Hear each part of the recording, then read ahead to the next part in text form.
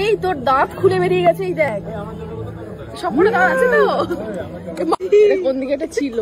First যেটা খাবো আমি ফিশ ফ্রাই, রাইট?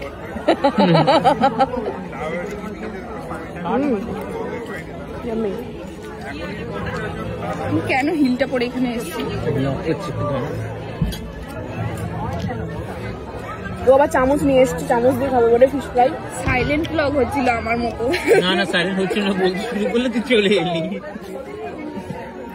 এটা ফুড ব্লগ হচ্ছে, খাবার রিভিউ দিচ্ছি কেমন হয়েছে দেবলিনার বিয়ের খাবার।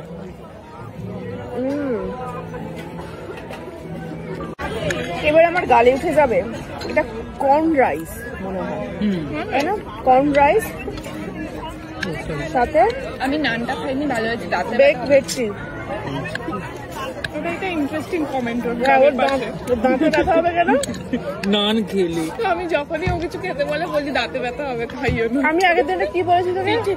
আমি বলছি পিঠে খাবি, বলে না খাবো না, দাঁতে ব্যথা হবে। এটা শুনে ও অবাক দৃষ্টিতে তাকিয়েছি।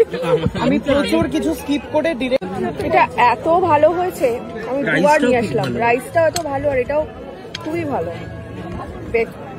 ভেটকি মনে না বাসা কিছু একটা হবে। ভেটকি অলরেডি। বাবা তো দাঁতে ব্যথা করছে না তো? আস্তে আস্তে খাচ্ছি। ওর আবার কিছু খেলে কি শক্ত জিনিস খেলে শক্ত জিনিস ঠান্ডা গরম স্পেশালি প্রবলেম হচ্ছে শীতকালে, কারণ ঠান্ডা জলটাও টাক করে লাগছে, চা খেলেও টাক করে লাগছে।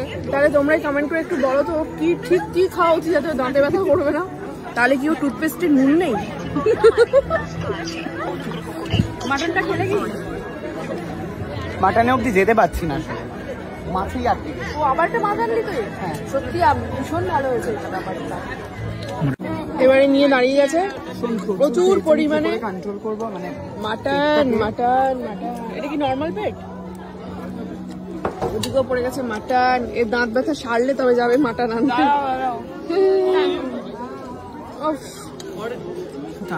খুবই ভালো হয়েছে রান্না। আমিও তোকে বলেছি।